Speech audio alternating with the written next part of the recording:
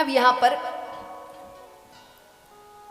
आगे भरत नामक एक राजा हुए, राजकाज अच्छे से संभाला, फिर बच्चों को राज्य देकर वन की ओर चले गए, वैराग्य ले लिया। पहले व्यक्ति जीवन भर गृहस्थ में नहीं रहते थे, एक समय बाद वैराग्य ले लेते थे। तो वैराग्य ले लिया, नदी में स्नान कर रहे हैं कि एक किनारे पर मृगों का समूह है, मृग यानी हिरण, उसमें एक मृग मादा भी है जो गर्भवती है।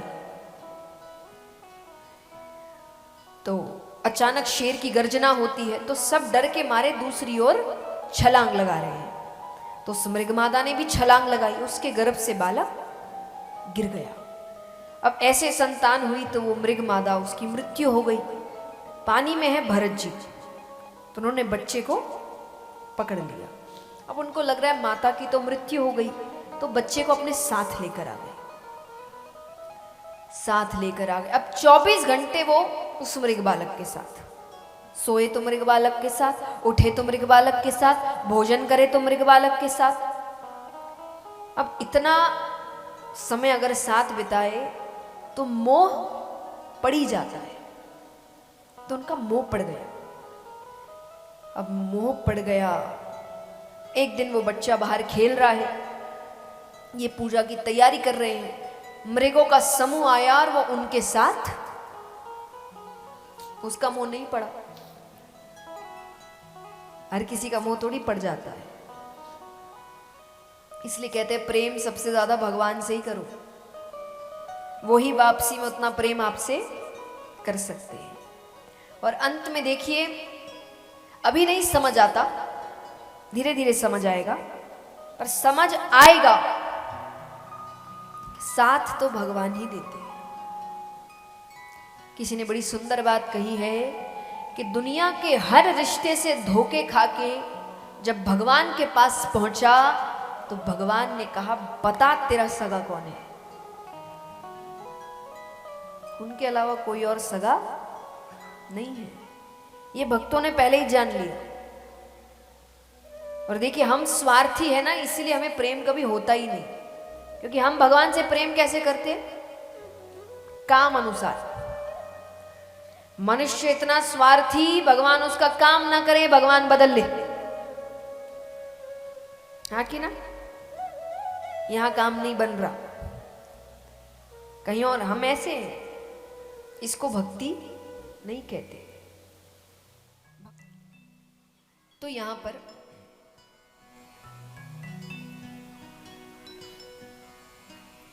भरत जी पागल हो जाते हैं। अब जंगल में कहां मिले, पहले तो इतने घने जंगल होते थे, साल बीतते हैं, अंत समय आया कि भरत जी के मुख में अभी भी एक ही नाम, मेरा मृग बालक कहां गया।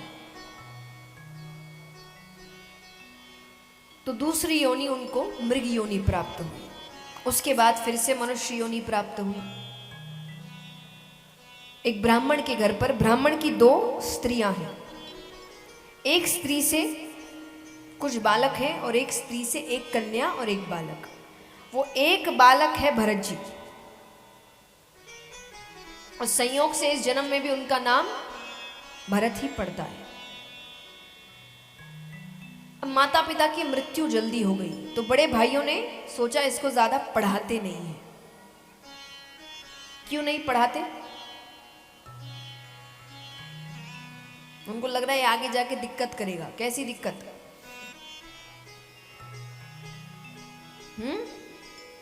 कैसी दिक्कत बताओ, जोर से बोलो, थोड़ी आपको बाहर निकाल देंगे गलत बोलोगे तो। इतना डर किस बात का? हिस्सा मांगेगा तो हिस्सा मांगेगा। शिक्षा आपको सिखाती है आपके हक में क्या है, तो काबिल बनाइए बच्चों को। भरत जी को ज्यादा पढ़ाया नहीं गया, घर के काम इत्यादि कराने लगे। अब घर वाले कराते सो कराते, बाहर वाले भी कराने लगे। भरत जरा ये काम कर देना, जरा सामान ला देना, जरा बच्चे को संभाल देना, जरा सफाई कर देना, वो सब कर देते। उनकी इस सरलता को लोगों ने उनकी मूर्खता समझी और उनका नाम रख दिया जड़ भरत। जड़ माने, जड़ माने हाँ, कोई ना उत्तर नहीं, सब ड्राइंग बना रहे। मूर्ख, मंद बुद्धि, उसको कहते जड़। तो गांव वाले ने उनका नाम रखा जड़ भरत। अब यहां भाई कहे कि भाई हम तो घर वाले काम कराते, बाहर वाले तो बिना पैसे दिए काम कराते। पत्नियों ने कहा एक काम करो, गांव के बाहर जो खेत है ना उसकी रखवाली के लिए भेज दो। पर बोले वहां तो खाने की व्यवस्था नहीं है, रहने की व्यवस्था नहीं है। अरे बोले अपने आप कर लेगा, हम कुछ दिन भेजेंगे फिर बंद कर देंगे। ठीक है, भेज दिया। एक दो दिन खाना आया फिर बंद हो गया। अब उसी खेत के ठीक पास में एक प्राचीन माता भद्रकाली का मंदिर था।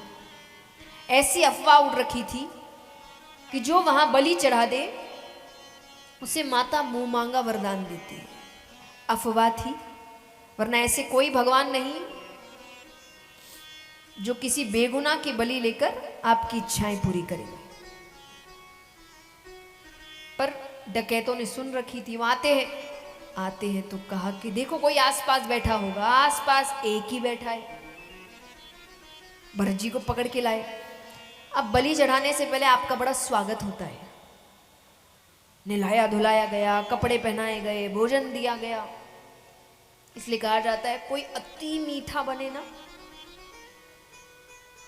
बलि चढ़ने वाली है, समझ जाओ।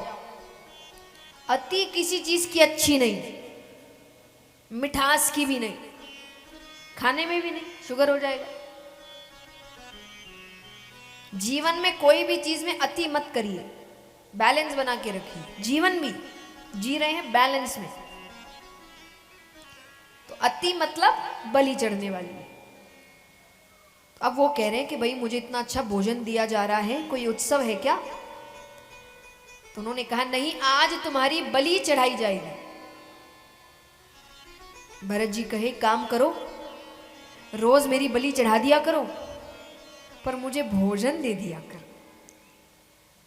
उनको बलि तक का मतलब शिक्षा। कई बार हमारे ऊपर अन्याय हो रहा होता है, हमें पता नहीं होता कि वो अन्याय है, क्योंकि हम यही कहते हैं कब से होता आया है, ऐसे ही होता है, उससे क्या होता है, अन्याय अन्याय होता है। पर पता ही नहीं है कि ये अन्याय है, क्योंकि शिक्षित नहीं है। उनको ये नहीं पता कि बलि का मतलब क्या है। पता होता तो भागने की कोशिश करते। अब उनको मंदिर में लाया गया, आंखें बंद करके हाथ जोड़कर बैठा दिया गया कि तुम बैठ जाओ, माता आएगी अभी दर्शन देने। तलवार निकालते हैं, मारने ही लगते हैं कि वहां पर साक्षात माता भद्रकाली प्रकट होती है। बोलिए काली महाकाली मात की। उनकी सहायता करती है, उनकी रक्षा करती है और सभी डकैतों का संहार करती है। इस प्रकार भरत जी की भगवान रक्षा करते हैं।